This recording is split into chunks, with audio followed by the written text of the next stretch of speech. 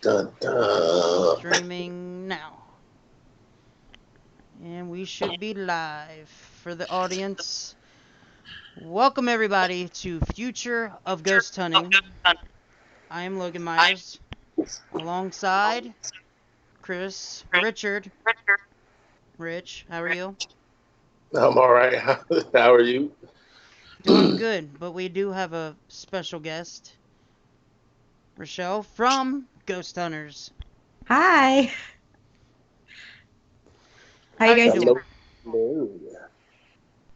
I'm very excited for this interview. I was equally excited to talk to Brian. That was a good one. We got off track a little bit talking about football, but you know.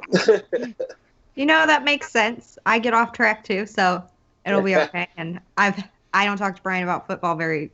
Actually, I don't think I've ever talked to Brian about football. I talk to him about other things, but we get off track all the time. Yeah, I tend to. Yeah, like Logan should know. Like sometimes you might have to rein me in. I get to roundabout in big circles, and I'm like, oh, all right, yeah. So anyway, Yes, it is true. It is really true. I'm a rambler. But I that's like okay. that. Yeah. So where are you from, Rochelle? I am from Godfrey, Illinois, so Southern Illinois. I'm about So, 20 minutes away from St. Louis on the other side of the river, and okay, like 5 minutes away from Bryan. okay, Yeah. all right. The infamous Alton. Yes. Listen, I've never been, but I definitely would love to go there. Like as much of a history as that place has when it comes to paranormal. Like I want to Yeah. know why it's such a hotbed. Like what happened? Yeah. It does have a lot of history. And I know the Lincoln debate was here. We have parts of the Underground Railroad. We're right next to the Mississippi. We have several of the buildings have limestone foundations, and it just is rich in minerals. And any of that stuff typically, you know, enhances or escalates paranormal activity, um, from experience. I feel like locations that have those types of minerals or the running water or anything like that typically are hot spots for paranormal activity. Right. Hmm. That's interesting. I was familiar with like, when it comes to things like running water and things of that nature, but the mineral one, that's a new one to me. That's Yeah. interesting. Hmm. Yeah. Now, Logan? I, how long have you been investigating, Rochelle? So I've been investigating for going, I guess, 11 years. I started investigating when I was like 20, and I'm going to be 32 this year. So maybe going on 12 years. Um, yeah, I can't believe I've actually been doing it that long, to be honest. Time flies, literally. Like, just was like yesterday, I was doing commentary at actual indie wrestling events. So, Wow, that's awesome. Yeah, I was just talking to someone earlier about how fast like time just gets away, especially when it takes off just with life. But then I can only imagine when you do have behind a passion or something that you're pursuing and that you're into, and then you just look up and you're like, man, I've been doing Yeah, what happened? Like, I was just so I can definitely see it. I was actually talking to the team yesterday, and Grant had mentioned that we've been a team for a year. And when he said, like, I guess I knew that, but it just doesn't feel like we've been a team for a year. Like, it feels like we've known each other forever, but to think that we've been like going and investigating as a ghost hunter for a year, um, for the show, like that, it didn't seem like it's been that long. especially the fact that you guys are already on season 2.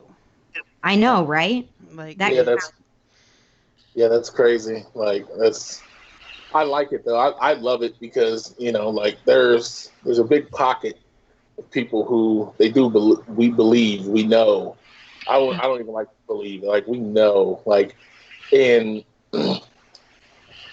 there's like this gap, and you get fill-ins, and you get your little fillers and so on and so forth. But I've always liked um, ghost hunters because like it's like-minded people who are actually getting out there and trying to see, like, is this just an odd set of circumstances, or is there something here, giving answers to people. Like, you guys, you provide to me, a valuable service, you know what I mean? Because sometimes people just want to know, and that can ease a lot of people, it's just to know. Yeah. Thank you. And I mean, that's the whole goal, is we're trying to help people out. Obviously, we want to further the paranormal field and figure out what needs to happen to have a full body apparition, and like what different environmental changes and everything that go into having a paranormal experience. But at the end of the day, the goal is to help our client, make them feel comfortable, let them know, like, yes, you have paranormal activity or you don't. And either way, like, give them some type of peace of mind so they can be comfortable with whatever we find out. Right. And the good thing about helping people, it's not just about, finding evidence. It's also about, like you said, helping the people understand, and not just understanding, but helping them get through it for the future. Pun intended for future of ghost hunting. Exactly. That's a cheap plug. Cheap plug. Right. I also feel like people are, and I mean, I'm a very compassionate and very like loving type person, but I'm also very sometimes a little blunt, and like, we as a people, we're not, we don't pick up what others are putting down. Amityville Horror, for example, get out. All right, I'm out. I'm leaving. But most people, Yeah. they stick around to find out why, and it's like, okay, so you guys help come in and be like, okay, listen, you might want to pick up on the signs and go ahead and, or, oh, you're good. Yeah. So, but, what was your first like experience? Like, what kind of woke you up and made you say, like, okay, what is this? What's going on? So I had my first paranormal experience when I was 8 years old. I woke up in the middle of the night to someone standing at the foot of my bed. The next morning, I told my mom. She didn't really believe me. So that was kind of disheartening. And then the following night, my sister woke up to the same person standing at the foot of her bed. And she didn't know anything about my experience the night before. I had told my mom, and my sister wasn't around. But when my sister told my mom, I was standing right there. And I told her, I was like, I saw that person too last night. And that kind of intrigued me and made me want to find out a little bit more. But when you're 8, you're a little limited by what your parents will allow you to do. So, I can't just go ghost hunting and everything if my mom doesn't want me to. So when I got older, at 20, me and my sister started going on investigations, hobbies, different ghost events, and investigating. And then eventually she joined Riverbend Paranormal, which is the team that Brian founded.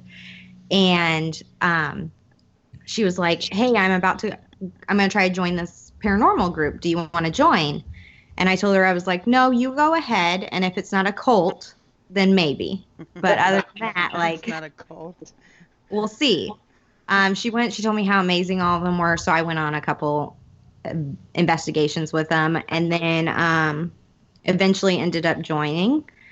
The funny thing about it is Brian told me, he's like, when your sister first told me that she wanted to bring you along, I told her no, that we had enough people. I was like, so you did not want me on your team? And he's like, I didn't need you on my team. He's like, I had enough people, and your sister was awesome. And he's like, so I was kind of like, I don't need anybody out there. He's like, but she was really persistent. And I said, well, it's a good thing she was persistent because we're best friends now, you dummy. And right. Yeah, he definitely speaks very highly of you, so. Yeah, Yeah. it definitely. Definitely does. So, like, we always laugh because I'm like, yeah, we're best friends, but in the beginning, you didn't even want me around. Like, how about that? And he's like, I know. But yeah. So and then somehow me and him got on Ghost Hunters. It all happened so fast, and I'm grateful for it. Right.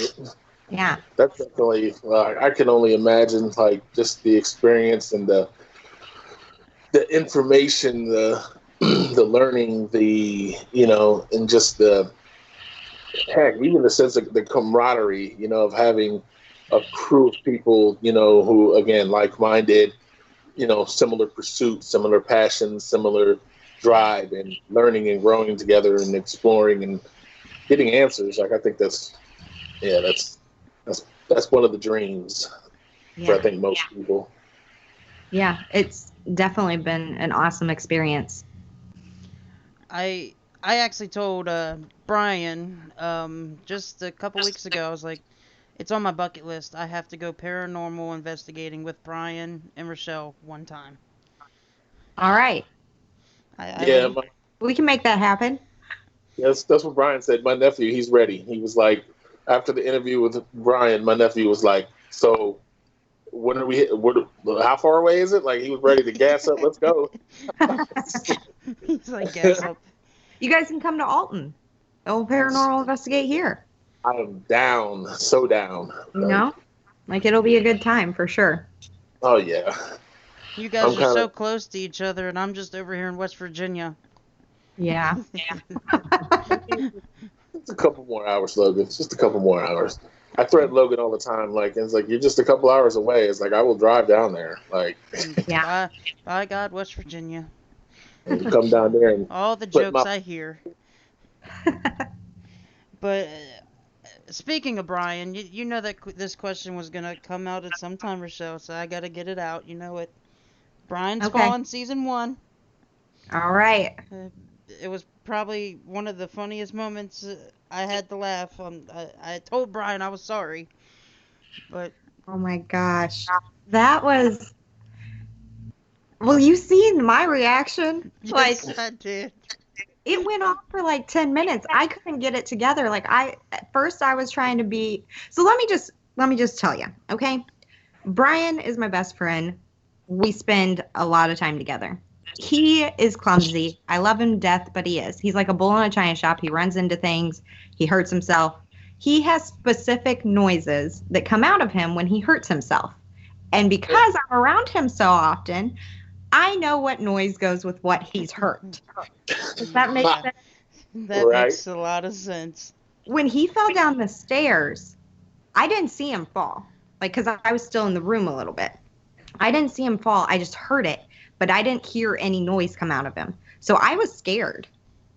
Like, initially, Yeah. I was scared because I was like, oh shit, like, he hurt himself. And I peek out there and I'm trying to keep it together. And I'm like, Brian, are you okay? And all I hear him go is, yeah. That's when I start losing it because he looked like a dried up bug on the ground. And he did mention it was really dark in that location. It was so dark. It was like pitch black. We were in the middle of the field and like there aren't street lights out there or anything. And we're in this old slave shack that doesn't have lights or anything. And so it's hard to see. But it was so bad because bad and funny way, because every question I asked him, his response only made me laugh harder. And I couldn't get it together. Like, I'm like, are you okay? Does it matter? Do you want me to get help? No, I want you to stay laughing at me. I'm like, I'm trying to be a good friend, but every single time you respond to me, I was crying, cracking up so hard. Like I could barely stand up because it was a full body laugh. I feel bad, but it was one of my non-paranormal favorite moments. I still watch the video. I have it on my phone. Like anytime I'm feeling like I need a good laugh, like I watch it. And our cameraman was laughing. He was trying not to, but as soon as I lost it, he lost it. Like, And then I lost it while watching it on TV, you know. Yeah. we were like, and my sister was talking to me. She's like, Richel, that wasn't like a nice lady laugh. She's like, it was a cackle. I was like, I know, but it was so real. I couldn't like, I'm not going to change the way I laugh. I cackle like a witch. I can't help it. But that makes Brian laugh when I laugh that hard. So it was a funny experience. And he did hurt his ankle, but he was okay. Like he got up and he was walking. I made him ice it, even though he didn't want to, and like chill out. I made him sit down in a chair. We were trying to pack up all the equipment, and he was like trying to get up to help. And I was like, can you just sit there? Like, you broke yourself. Just sit there, please. Right. The stubbornness of Brian. Yeah. And I've only spoke to him on here one time, and I feel like I already know him. Yeah. He's a great person, for sure.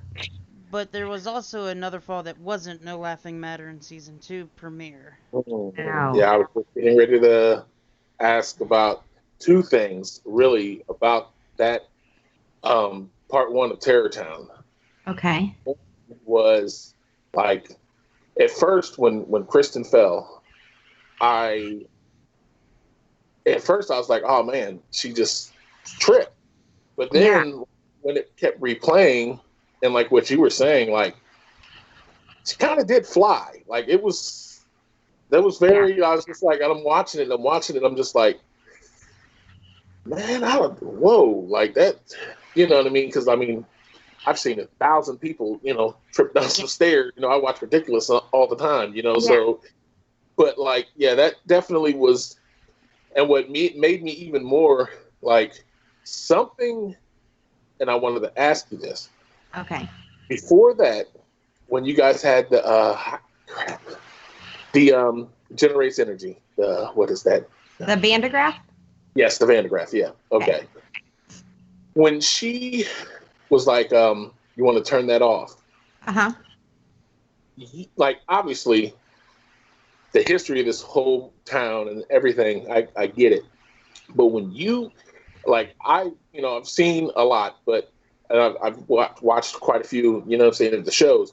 But the look on your face, like, I was like, she is shook right now. And then when you went to turn it off, like, it was almost like, it seemed to me like something had you so shook, it seemed like you were even trying to, from a distance, turn the Van de Graaff off. I will say the thing about the Van de Graaff is, so it produces electricity.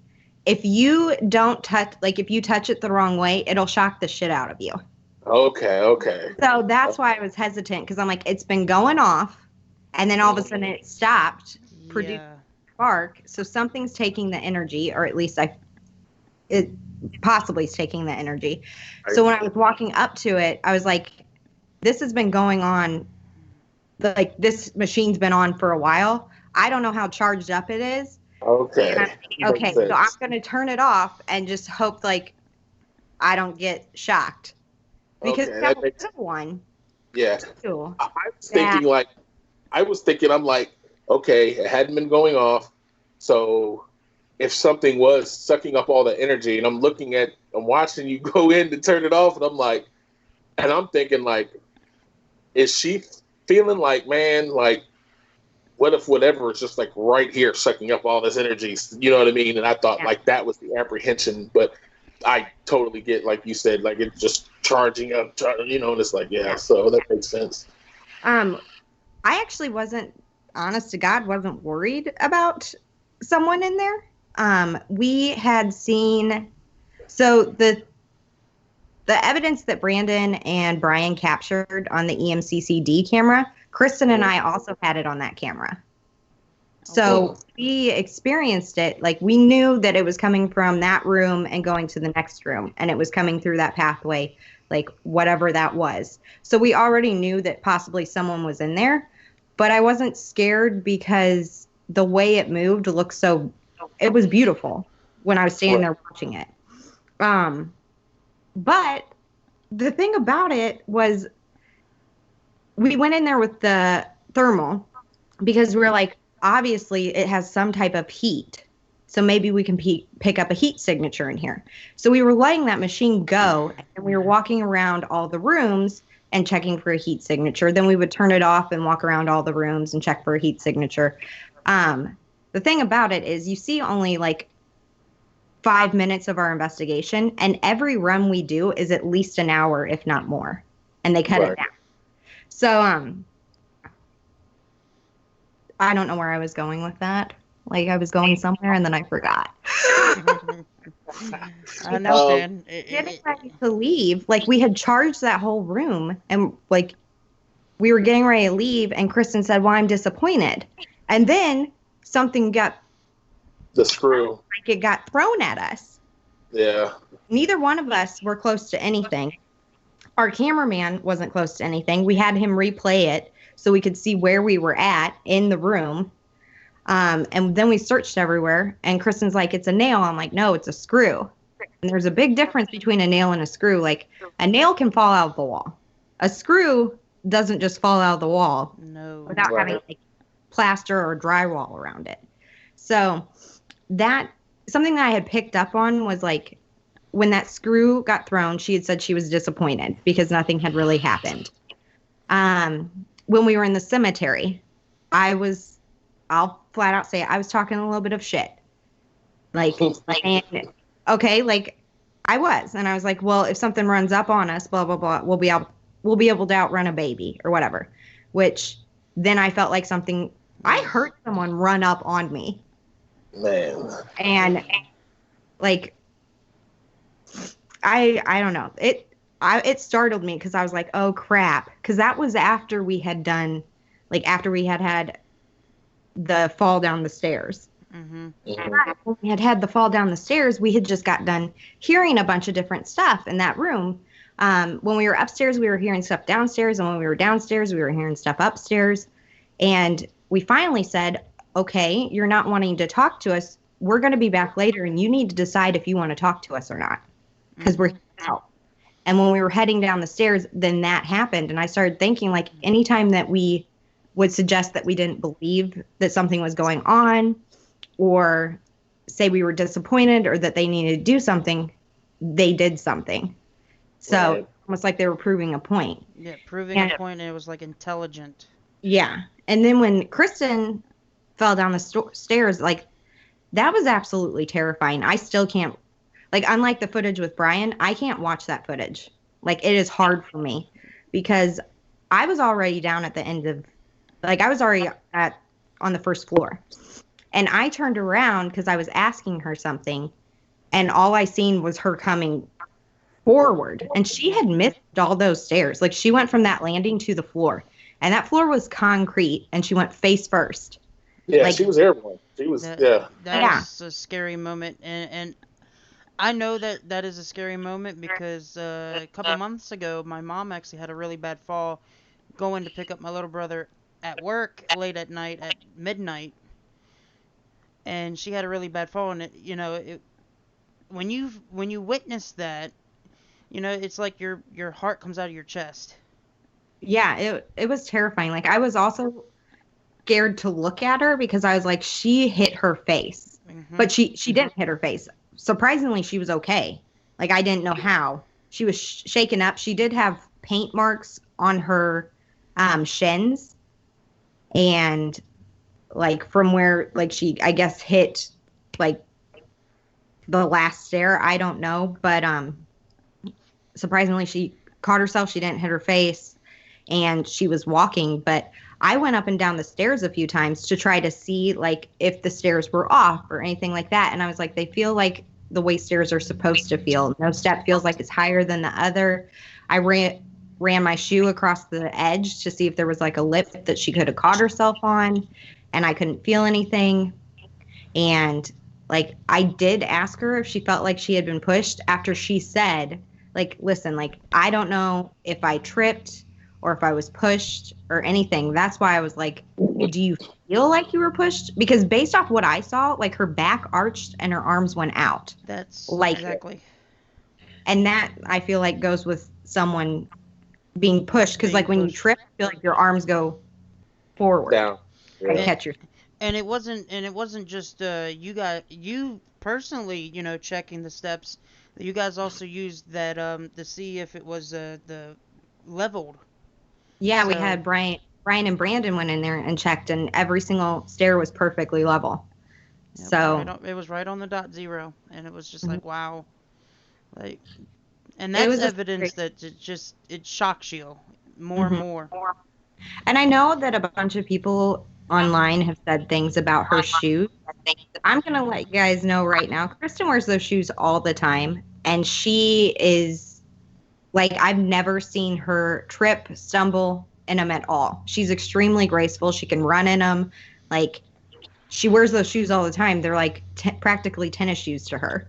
Yeah, they're To see something like that happen and coming from her was completely shocking to me. Like, it was definitely a scary experience, but luckily she's okay because I did say, like, I made her laugh because I said, thank God I was in front of you this time. I said, otherwise people are going to start thinking that I'm pushing the people I investigate down the stairs. I'm like, Yeah. it's going to be a bad name. I was gonna ask you that. I was like, it's like you're always there with them.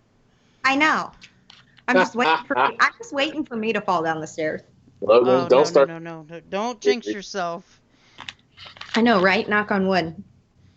But it would have been awesome if you would have been able to catch one of them. I know, right? Yeah, especially. I don't think you could have caught Brian because that was just. Yeah. I think that he would just taken me down with him. And then you would have heard multiple noises with him. Yeah. It's like, oh yeah, that's his elbow. That's his elbow. I know that noise. Yep. Yeah. Oh, I think a knee too. I think there was a knee sound in there. Uh-huh. But what do you like? What do you find like? Okay, kind of like almost two-partish, but like, what do you find are the best methods on an investigation, and like, what are your favorite methods of investigation? Like, So I feel like a lot of the time when I go in to investigate, you can get some really good EVPs or things happening when you're not necessarily doing an EVP session, when you're not asking questions. Like if you're talking about the history or you're just talking in general about the location with someone. A lot of the time, if you're talking to your partner you're investigating with, but not directly asking questions to whoever's there, they feel the need to chime in. And I kind of like put it as if someone came up to you and was like, "What's your name? How old are you? Where are you?" Like you feel like you're getting interrogated, right? You're like, "Whoa!" Right. But if someone's having a conversation and you know something about it, you chime in. You feel more comfortable doing that, right? Yep. Except she doesn't know. But yeah, exactly. I feel like I like that method is like don't necessarily put all the focus on the entity because sometimes that can be overwhelming. Especially going into like a town that nobody else has ever investigated. You know, it's new to them to have you guys coming in and investigating that location. Yeah. Also, like when you go into places that haven't been investigated before or you're bringing in equipment, we always like to make sure that we explain what the equipment is and what it does and let them know that it can't hurt them so then they know how to use it. Mm-hmm. That typically helps. Like if you let some, because a lot of this stuff is like new technology that you've never seen before and it could be intimidating. And if you just give them a heads up of like, this is what this does, it's not going to hurt you, and this is how you work it, you get good results with that as well. I will say that my favorite like piece of equipment, or I love the binaural microphone. I love audio so much. Visual stuff is awesome, and it's really cool when you capture it. But audio, I feel like sometimes tells more of a story. Like you get more answers from audio. I feel like. Exactly. Yeah, and I feel like me personally, like I just feel like to me, like yes, visuals they're spectacular, they're great, you know, but then like a lot of times, especially for the sake of like capturing a visual for someone to be like, Steve, check this out, you know, there's so much skepticism with visuals. Oh, there's so many apps and so many things that, oh, they did this too, they did this, they did this. And even though there are the similar with audio, but it's less much, and it's just more like if I'm sitting here and then all of a sudden, like, there's this voice, this disassociated, just like, voice or noise. And it's just, yeah, I agree. It's just like, to me, those are even more chilling. Like, Yeah. What? But like, yeah, so. I will say that when we investigate or whatnot, if I see things, it doesn't startle me as much as if I hear things. And not like little noises but like big noises, like loud bangs or like hearing a voice. That's a little bit more in your face to me. Like when I see something, I think my brain tries to make sense of it too much, where it's go with it's paranormal. It's like, well, is it the shadow? Am I casting the shadow? Like, are my eyes playing tricks on me? I've been walking around in the dark. Did I just, you know what I mean? Like, so when when we're investigating, I don't always react to it because I'm still trying to comprehend, am I seeing something? Or is my mind playing tricks? Are my eyes playing tricks on me? Yeah, and then for example, like you hearing them running up behind you. Yeah, like right after that happened, it was like she knew. Yeah, she heard it. You'd have another laugh if I was there, because I'd have been turning around swinging like. But like I was laughing because I was like, I need to quit talking shit because you aren't having it, and I get it. Like I'm in your territory, and I was making a joke, and I apologize. Like my bad. Like don't run up on me. And the thing that I was like, Kristen, everyone always laughs because yes, I'm a paranormal investigator. I don't like cemeteries. Like I don't want to walk around in them. I've seen Night of the Living Dead. I know it's a movie, but like I don't want to walk around in them. And I'm like, it's pitch black, and we're walking around, and we have the thermal, and there's graves all around us. And all of a sudden, I see something come out of the ground. Kristen, I'm leaving you. Like I love you.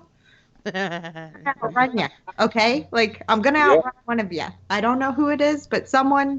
I ain't gotta be the fastest. If I see the hand signature, if I see a hand, just the heat signature on one of them graves, I'm off. Gone. Exactly. And I know that that's not great. Like I know that I need to work on that as a paranormal investigator. But when I heard those people, when I heard someone run up on me, I was like, this is it. Jesus, take me home. Like I did it this time. I'm gonna get tackled like a football player. Yeah, I turned around, I didn't see anything. I was like, we had been out there already. We had been out there for like a half an hour. It was freezing cold.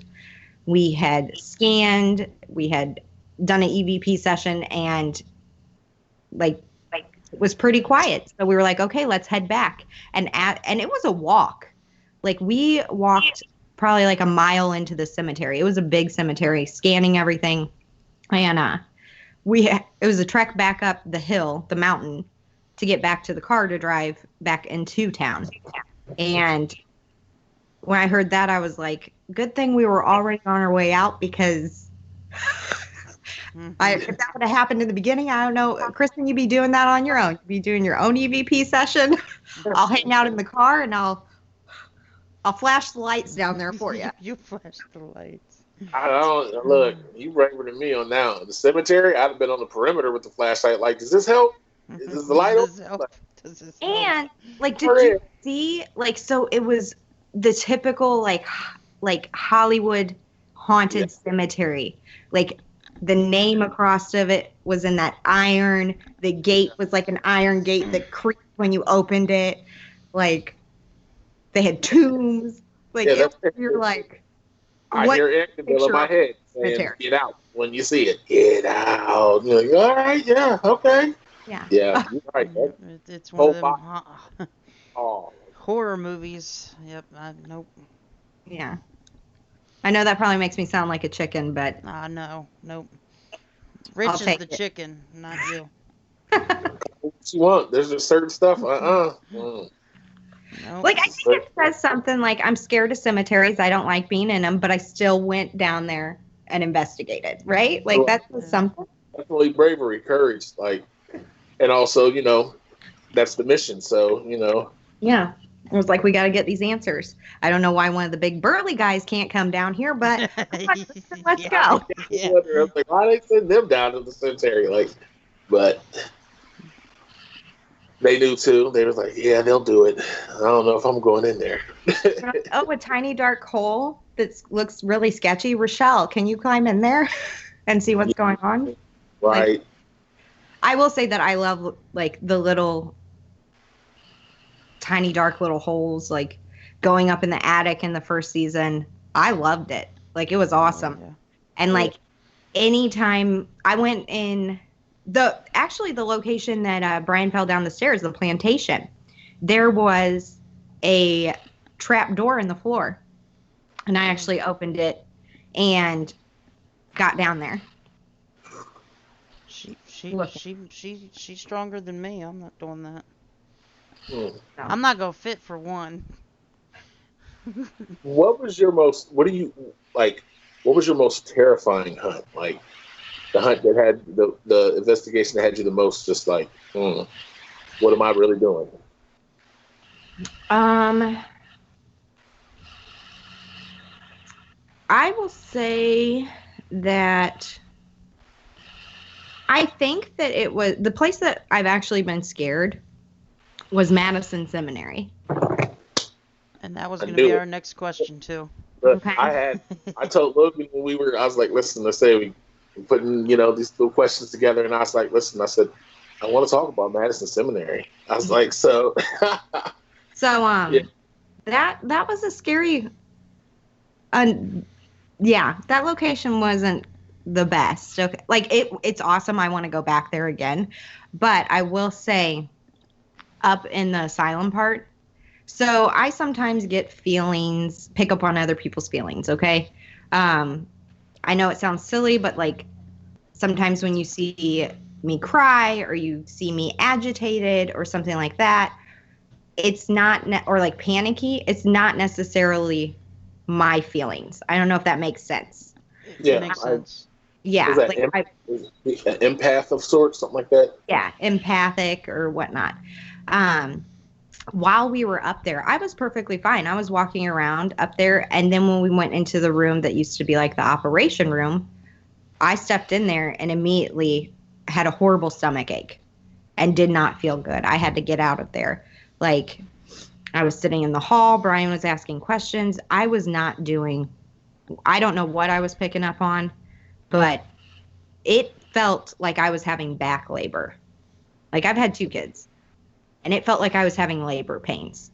Like, I was bent over. I was sweating. It was hot there to begin with, but like I was like dripping sweat, like a different type of, you're just hot.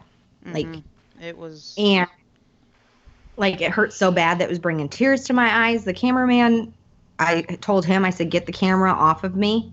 Like, which he did. He respected me. I was like, because I'm not doing anything right now that you need a camera on me. Like, Yeah, exactly. I can't get it together to ask anything, to even ask what's going on, because I was in severe pain. And Brian just, he doesn't like that at all. Like, he doesn't want anything to happen to me ever. So he got mad and was like, hey, like, leave her alone. If you need to tell us something or need to do something, do it to me instead. After he said that, I was feeling better. Like, I stopped hurting and was feeling better. But then his mood completely changed. And you could tell right off the bat. It was. And we asked questions, but then it got to the point where he had enough, and it wasn't going to be. The conversation wasn't going to benefit either side. It wasn't going to benefit us, and it wasn't going to benefit the entities that were there. Like, because he was mad. And we came downstairs, and what was so hard for me is that I'm used to getting feelings, and Brian knows how to kind of comfort me, or I know how to get out of it myself, like, because I get them. It was weird because the roles had reversed, and Brian experienced something that he had never experienced before, and I didn't know how to comfort him. because I was like, I don't know. I can try to tell you to do what I do, but like, it was definitely like an intense investigation. And then later went up there to, like, after we wrapped up the investigation for the night, I went up there to get the lockdown camera. And I started to walk up there and I stopped and spun around. I was like, not today, Satan, not today. I got like this weird feeling. I was like, normally I'll go grab lockdown cameras by myself. I'm not scared. I don't care. But I was like, all right. So I grabbed Brian to come upstairs with me to grab it. And as we were grabbing it, we started walking downstairs and we heard a woman. And of course, we've already turned the lockdown camera off and everything. And we heard a woman say something and we stopped and looked at each other. And I scolded a ghost. Okay. I scolded a ghost. I said, no, you had your chance. I said, and you were not very nice to either one of us. We will be back tomorrow and we can talk then. I said, but we are not talking to you the rest of the night. And Brian kind of just looked at me. I was like, I am taking back my power up here because she had me on the floor. Okay. Like, it was not cool. And we were laughing. Mom mode with a ghost. Mom mode. Yeah. He's like, you scolded a ghost. I was like, I did scold a ghost, but she messed with my best friend and I wasn't happy with that. She put that ghost in time out. Yeah. She's like, get in that corner for the rest of the night. We'll be back tomorrow. Yeah. Think about what you said. Yeah. Think about what you did. That's great. But yeah, I'd love to go back to Madison Seminary for sure. That is scary, but it was a good scary, if that makes sense. Oh, definitely. Fear is there's an adrenaline with fear, especially when everything turns out to be okay. Yeah. Then it's even more exciting and exhilarating, and it's just like, more again, So I definitely get that. Like, it's different from, like, I'm running from a tiger fear. Like, that's not fun. That's a different fear. Yeah. That's tiger on the Exactly. I do have one last question specifically. Okay. And then we have one fan question, then we're good to go. Okay. If someone is passionate about getting into the paranormal world and becoming an investigator, what advice would you give them? So I would say, if you want to be a paranormal investigator, I would try to find a team to join, like a team that shares the same values as you, that you can investigate with. I don't advise investigating by yourself, just because you could fall down some stairs and then who's going to help your ass, right? Yeah. So find a team that you feel connected with, that you feel like you guys share the same type of investigation techniques, and join that. And just go into every investigation with an open mind, be respectful, and try to have fun. Yeah, definitely. Definitely got to have fun. I mean, if you have fun, you have a passion for it, that's how things blossom, because you enjoy what you're doing. And just look at those spirits or entities or whoever you come across. They're people. They've passed away, but they're still people, so treat them that way. Exactly. And like she said, don't investigate alone, because if you do fall, who are you going to laugh with? You don't have a Brian. I know. Sorry, it was right there.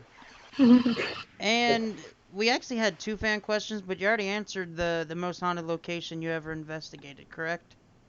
The scariest one. The most haunted? Oh, she's got to answer it. Man. Yeah, because it could be a very minusculely, when it comes to paranormal activity, and still be utterly just terrifying. And then there could be a place where there's just all types of activity, but nothing that was really, so I think there would be a difference between most scary and the most haunted. Nope. I'll say, I feel like it's the most haunted that I've investigated, but I'm not positive. Like, on the show, it's the Colorado episode. Yes. I feel like that and it's in season 2, so it'll be coming up. And I felt like every place we went, something happened. So, but it was awesome. It was almost like you could expect it to happen. Mm-hmm. Then, like after it happened so many times, you're like, okay, I know when I go on this run, within so many minutes, something's going to happen for sure. And it's my favorite location, I'll say, because I felt like it did not disappoint at all. I can't wait for that one. I can't wait for season 2 even more. There's tonight, guys. Cheap plug. Tonight. Fort Stanton tonight. Tonight. You and them plugs. Yep. Well, I've got one more. Like, so, where do you see like the future of ghost hunting? Like, obviously, like, you know, Grant is just, man, that's Grant. Like, he's an OG pioneer. Just like, man, like. It's Grant Wilson, right? Yeah, Grant Wilson. So, but like, and you know, and the show has been around, and like I've seen so many other ones try to come, and they just never, you know, like ghost hunters. But like, where do you see the future of ghost hunters going personally? Like, do you see like the ups, you know, like the trajectory of it? Do you see it continuing on for years to come, or you know, blossoming? I hope so, right? Right, I mean, right, pitch it. I hope so. It's like sports and pro wrestling. It's going to evolve. Yeah. I think that paranormal investigating will probably start investigating a little more scientifically. I know that's kind of what we're trying to do, implement a little bit of a scientific method and use things that like our pieces of equipment that we have. When you investigate, you can use whatever you want. If it helps you, go for it. Like, but when you're investigating and you have to like give evidence to a client, we're trying to use pieces of equipment that aren't there to measure ghosts, but environmental changes. Or can do scientific, like record data or be analyzed scientifically. Like we love the EVPs and all of that. Like that's always great. But like visuals and things like that, we're trying to go a little bit more scientifically with it. And I think that by doing that, we're starting to pick up on things, how these entities possibly manifest and what it necessarily takes. So you can almost be like, okay, well, there's a drop in pressure or there's a drop in temperature and